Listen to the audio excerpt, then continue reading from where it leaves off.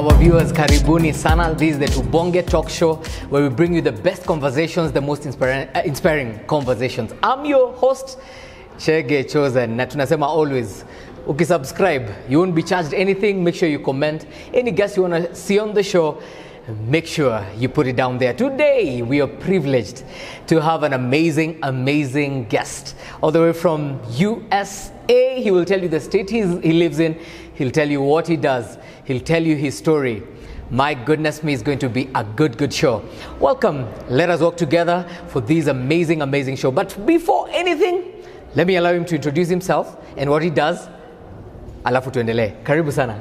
Asante sana, Chege Chosen. Welcome, sir. Thank you so much. Yes. Let me say my name is Tony Nganga. I'm an ordained minister, work with the U.S. Army. And currently, I just moved to Washington State. I've been living in New York. I know you're watching me, and I hope today you will be inspired. I am right here at PCA Thome with Chege Chosen, Tubonge show. And I believe that this will be an inspiration that will take you from where you are to where you need to be. And thank you so much. Amazing. God bless you. You know, it's already getting heated up, and I'm telling you, this is going to be great. This is one of the speakers who's told if you don't catch up, you'll have to run to catch up with him. He's loaded with information, loaded with inspiration. But my goodness, where do we start? From Kiambu to the US. Yes. Did you ever see this coming, looking back? No, I never saw it coming, but the vision has always been greater than who I am. Of course, coming all the way from Komodai, going to primary school barefoot, no one would have ever thought that I can be what I am today. Of course, you know that. Mm-hmm. Yes. Barefoot, unajua watu wanaonanga kama ni story ukisikia. Yes. Someone was barefoot. How take us there. How was it growing up? You know, look, muko wangapi kwenyu? Yes, you can tell us a bit about your family. Of course, I was born as a third born in a family of 4. And of course, we are currently now 2. I lost my older brother and my last born as well along the way. Pole about that. And we are now 2 of us. And I thank God even for orchestrating all those seasons. All things happen for a reason. I went to a primary school like anyone else. I walked on barefoot. That is which school, so that you can that was and you can tag a teacher. You can Doita Primary School. Doita. Yes. And growing from that environment of Doita, I went to high school, Komodai Boys, which not many of the students we went to school with that I had the privilege to go to. So most of them actually went to day school. And maybe some of them didn't even have the privilege to go to high school. So some went even to a polytechnic, and others couldn't, maybe went to farming. Yeah, so I'm highly privileged. From there, I came to college here actually in Garden Estate. You know, I went to Nairobi Pentecostal Bible College. Amazing. That's where I started. And then from there, I went to Beulah Heights University in the state of Georgia, in Atlanta, Georgia. Amazing. And did my Bachelor of Arts in Religious Studies. And then and I'm still in school. Still pushing. Curious to ask. Yes. We know you as a confident man, outgoing man, strong-willed. Were you always like this? Tony in school, in class. Yes. What kind of student were you? What kind of man were you there? Well, I was this young boy who couldn't even defend himself. I've always been small. And I remember those big boys used to bully me. Actually, I changed even the school because of being bullied. Wow. Yeah, I've always been small, nothing great. No one had a history of greatness, even from my family. So I believed I can come out of such kind of environment and do great, because no one can see greater with my lens. I can only see greater with my own lens, and I'm the only one who can understand the purposes and the potential that lies within me to my destiny. Yes. Amazing. So you, where you are is not who you are. Quoting Tony Nganga verbatim. Where you are is not who you are. It's not who you are, yes. High school is the place. Yes. You realize yourself. You either make it or break it. High school is the place. That is true. I want us to take back to Komodai. Yes. From one guy. Yes. Ukiingia pale. Yes. How was it? How was the journey? Where was the turning point? Take us through. Yeah, of course I remember when I joined Komodai Boys High School, it used to be a chaotic school. It was known for indiscipline. It was known for fights when we go for games. And there was nothing much to inspire me to be all that I can be or what I am today. But I believed there is greatness within me regardless of that situation and that kind of upbringing. In Form 1, Form 2, Form 3 is when I accepted Jesus. I gave my life to Jesus. And I remember before that time I used to get zinaitwa zile unafukuzwa a week. What do you call that? The suspension. The suspension, yeah. the dreaded one. Yeah, we used to sneak out of school. Yeah. I used to be that bad guy. Not that, but that's what I used to be. Yes. Yes. But I gave my life to Jesus, and that one rekindled my passion, my vision, my goals, my dreams. And today, I have never gotten back since that time, 2005. Wow. I'm an old boy, actually. Yeah, amazing. so I'm having some gray hair. Older, Yes. but very young at heart. Yes, of course. Tunasemanga forever young. Absolutely. Yes. So, what is this point Yes. that now, this timid boy that you're saying, Yes. who comes from a background that doesn't look so rosy, but turns out something comes in your life, changes your mind, changes your mindset, you change your journey to the international man that you are today. Yes. What is that point? Looking back, how did it transition? Because there's someone looking at us today, wanasema sahi watu wa young wanataka kuomoka. Oh, yeah. They look at Tony, they're like, my goodness, when I grow up, yes. I want to say, I went to Beulah Heights. I want to say, I went to Atlanta, Georgia. You know, they want to do all these things. But I want you to take them back to that point where you decided, enough is enough, my life will change, doesn't matter what you say. Well, I normally say these that where you are going, no one can take you there apart from yourself. God can only bring destiny connectors. It was through a dream, actually, when you're surrounded by everyone who is not going where you're going. Being surrounded by people, you have the same career, but they cannot think the way you're thinking. They don't have the direction like the way where you are heading. I remember I woke up in a dream and I was like, wow, I saw myself in Atlanta, Georgia. And I believed this dream, when I was asleep, it can be a reality. Actually, I'm a firm believer that you can turn dreams, even when you are sleeping, into concrete realities. You can live them. Actually, I'm an example, I'm a product. So I woke up, I went to my computer, and I started Googling a school like the one I saw in my dream. And today, it's no longer the same. Actually, even going to Beulah Heights University, I remember I used to send letters through post office. Wow. Through post office. And the post office here was no delivery. Before I realized there's DHL and there is FedEx. Yes. It had taken me almost a year and a half. My goodness. But let me tell you, the key that time was patience. Nowadays, people want to wake up, do and get rich. But to me, I have realized that true greatness or true success comes with the time. It takes patience and you are developed through the process. But not just the process, but you also trust the process because it is in the process that people gives up. People gives up and say it has taken so long. It took me 2.5 years between the time of inquiry about the school until the time I actually flew there. How many young people would wait 2.5 years? All right. And that is what I say, if you want to follow like the path that I followed, guess what? You start on your knees. You dream big. And then you start walking the process and make sure you develop the art of being patient to what God is developing you to become. No one held my hand. Some people trust in those people called sponsors. You should know people. Yeah, you should know people. No. Never ever believe about knowing people. The person you should know is the person of Jesus. He is the greatest destiny connector. That's the person you need to know. That's the person you need to know. So you don't look this awesome because of Godfather so and so. No. No one held my hand and told me, come and I show you the way. It was just by trusting God and walking the walk and believing that the dream I had, it was God ordained. And I woke up and I started walking into it. I went to people. I was referred to some people. I took my way to go see them. I went, visited them, they gave me advices and all that, but none of that worked for my dream. Actually, if you're there and you're watching me, if you have a dream like the one I had, trust yourself, believe in it, and God will take you there. Believe if God gave it to you, it was conceived in your mind, it can be achievable. It is possible. My goodness me. Yes. So the process, you've tried to get the communication, frustrations. Yes. Now, take us through the day finally. Yes. You get the confirmation, Yes. you being taken into the school, Yes. and the day you were on flight Oh, for my the goodness. very first time. Take us through that. You know what happened, yeah? I was almost giving up. I was almost giving up because a process of 2.5 years, I was almost giving up. I wrote them an email. I told them, I'm giving up on this process. If it cannot be done within a month or two, let's forget about it. And actually, the one who read my email was a new director of admissions and told me, scan those documents. Don't send them through FedEx or DHL. Scan them. Actually, when you are almost giving up, that is when God makes that miracle. Wow. That's when the miracle happens, actually. That's what happened for my situation.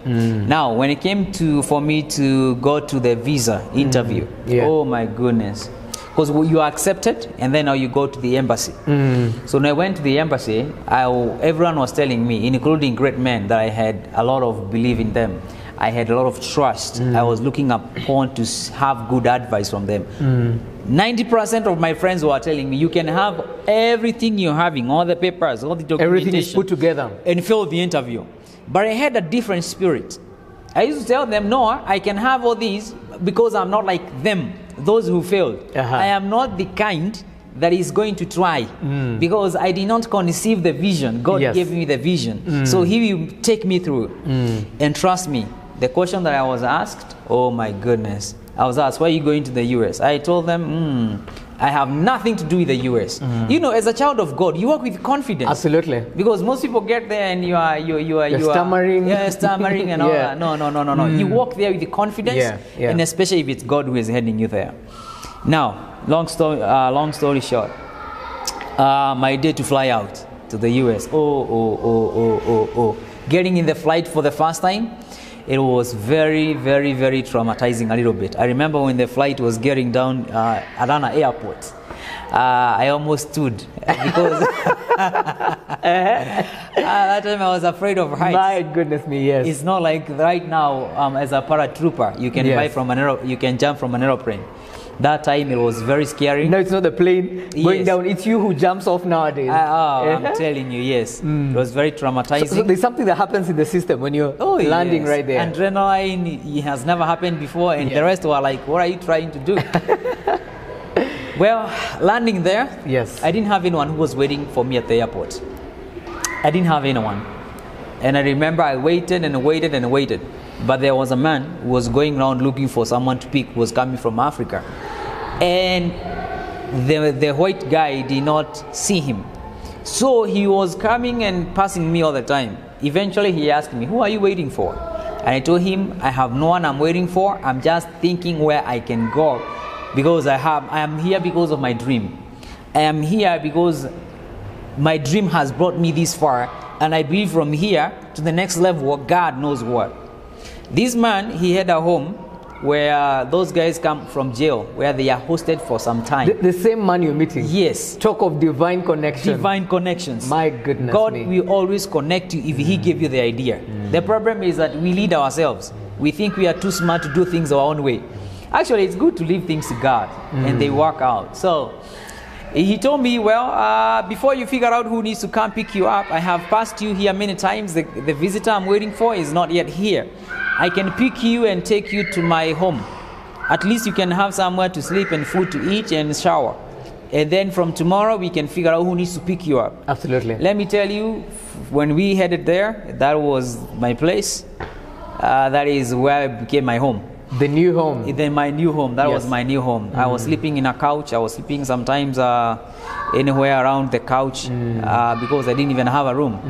My neighbors were guys from prison, the notorious ones. Yes. I had an accent. They didn't even hear what I was saying. Every time I fresh talked to from them, Kenya. Fresh from Kiambu, United States of Kiambu. Yes. I couldn't also hear their accent. Yeah. Because I'm fresh from the Mashambani. Absolutely. But God made a way where seems to be no way. The pocket money I was given by my late dad was $300. $300. I bought a cheap phone that was an Android phone, and it had a GPS on it. And then I bought a second-hand bike. There are those stores we call thrift store. And we had kids, when they close school, they go repair those bikes. So some of them, they dispose them there. Some of them, they are donated. So I bought an old one. That bicycle, I bought it, and then with a smartphone, I used my bike to ride to school, and I used my phone to help me navigate my way to school. Wow. God can use anything. Do not forget He used the ravens to bring meat. Don't take for granted what is in your hands. Eh? Yes, God uses what you have. The 300 is what brought me took me to school. Absolutely. So I went to my first time to go to school. It was news. Don't forget, because I didn't even have warm clothes to ride the bike on the winter. It was news, and all the students were asked to donate clothes to me, including the president of the college donated his clothes to me. Wow. I didn't even have a vehicle to transport those clothes from school to where I lived. Like too much. Yeah, it was too much. The blessings of God is always like that. You need a pressed down, shaken, and running. That's the blessing that was given. Nothing planned there. Nothing at all. A student gave me a ride home with all the clothes. I became a donor. Another one came, and actually I want to thank, this is a pastor in Atlanta, Georgia. Wow. Her name is Pastor Teresa.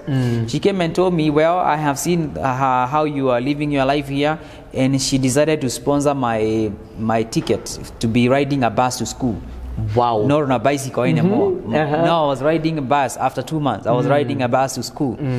The professor came when I was in class, and he said, hey, the Lord is leading me to connect you to the board of the school so that they can sponsor part of your education. And he was also there to connect me with opportunities in his church so that I can be able to continue paying for my school. Because the other term, I didn't have a scholarship, I didn't have a sponsor, I even didn't have a way of having an income. And you're already in school, already learning. Yes, I'm already in school. But that did not stop me from scoring an honors at Bureau Heights University. Amazing. And graduating debt-free because it was by the grace of God that I was in Atlanta, Georgia. Amazing. Yes. Beautiful story. And looking at your journey, you know, I'm sure people are looking and they're saying, wow, what excuse. And I think for a minute you can talk about excuses before now we go to the next leg. Yes. You know, me, hatujulikani kwetu, of course. Mimi sina pesa. Look at it. All things are being thrown at you. You're being thrown at lemons. Yes. And you're making lemonade. Lemonade is out of it. And actually, that's how life is. Every time, there's no one who is successful that wakes up with excuses. Actually, excuses should be God's way of showing you that He can make a way where there seems to be no way. We cannot have testimonies. So anyone who wakes up with excuses, they cannot achieve what God has in store for them. If I had an excuse, I would be mediocre in the village, doing nothing, maybe doing farming there and working in the farm like anyone else was doing down there. But anyone who has achieved greatness, they wake up with solutions to problems, not excuses. People give excuses. They say, hey, I come from a poor background. That's a major excuse. Absolutely. The other one is history. In our family, in generations, no one has ever gone that far. But who say you cannot be the first one to break that chain, that cycle, generational cycle of poverty, that generational cycle of mediocrity? You can break it. You can be the first one. I was looking at Eliud Kipchoge. He was a one to break world record. No one in his family had such a history, and that happened through him. Another reason people give is the government. They say the economy is broke. Yeah, like in Kenya, people are blaming the economy, but there's no day that the government will ever solve your personal problems. Don't forget that. Absolutely. So it's up to the individual to wake up every day determined to succeed. Yes. So those are some of the reasons I've seen. Amazing. Yes. You're well known. Yes. As the preacher in the army. Yes. How did you end up in the U.S. Army? Yes. How do you find yourself there? And how has the experience been? You know, during the pandemic season, every church was affected, and people are not coming to church. So God put a burden in my heart that He has called me to be anything I can be, not just be a preacher. And the problem with most people is that where people put a full stop, you put a full stop. No, I decided where people or situations put a full stop in my life, I put a comma, and I can push on with that. So simply because there was pandemic, it was not a reason for me to stop implementing and be everything that God wants me or has created me to become. So I realized within me there is power, there is potential, there is creativity, and it was waiting for me. And actually, even that moment, to me, it was an opportunity to be something greater than what I've ever been. So I'm healthy, I'm doing great, I'm strong. So let's check. Yes, Healthy, I did all those checks. strong, yes. I went and I did my interview and I passed everything and I enlisted in the United States Army, the most powerful army in the world. My goodness me. Yes, and today that's why I'm serving, and I'm proud to be in the U.S. Army as an ordained minister. And when my time comes, just like our president, I'll go back to ministry. Tujenge taifa alafu Ndio hiyo. turudi kwa kueneza injili. Yes. Amazing. Yes. My goodness me, what an interview, what a day. I can feel clearly we need another sit down, demystify some of the things that, people are struggling with. We need a sit down, talk about the process of going to the US, because we have so many people who are having challenges. People have lost millions. Yes. Being promised, pay this, you're going to go to the US. Yeah, actually we need to do that and give some nuggets of some of the pitfalls that people need to avoid so that they can know how can I go and visit, what kind of a visa, how are the ways to approach that. If I want to go to school, what are the pitfalls I need to avoid, what do I need, what kind of documentation I need. If I don't have this one, which other ways that I can pass. If someone wants to go and live there, maybe in the future, even for information purposes, I think I'll be available for that. Absolutely. Because I went to the US as a student and I also went to the US as a green card holder. And I have gone to the embassy more than 3 times. Wow. So at least I have a glimpse of some of the things one can use so that they can step to their greatness. Amazing. Yes. I want to give that one word you can, looking back. Yes. An 18-year-old Tony. Yes. What you would have wanted them to know. Yes. Because that young person is looking at us, and another person who has tried many things as they have not worked out. Yes. That one word you can tell them again. The platforms we can get Tony Nganga. Yes. You can talk about them and the ways we can reach you. Yes. Well, I can tell this young person who is looking at me, or someone who is listening to us today, is that all of us have dreams, goals, and visions. But it's up to you to wake up, shake off the dust, and look beyond your situation and circumstance, your background, your generation, and go for that dream. Anything you can admire or anything you would like to achieve in life, it will take only you to get there. Because within you there is power to create and become all you can ever imagine. Thank you. Absolutely. Amazing. Any page we can find you online? Yes, I'm on Facebook, Tony De Fortunes. I'm also on Instagram, Tony De Fortunes. If you go on YouTube, Anthony Nganga, and you'll see my content right there, and we shall be an inspiration to each other. Amazing. Yes. Every good thing has to have an end, but this is not a full stop, it's a comma. When you have a chance, we shall be back at it, talk more, inspire more, to the glory of God. This has been Tubonge Talk Show, and I'm your host, Chege Chosen. On all platforms, you'll find me, YouTube, Facebook, Instagram, atakule TikTok. Chege Chosen. See you. Until next time. Bye. Bye.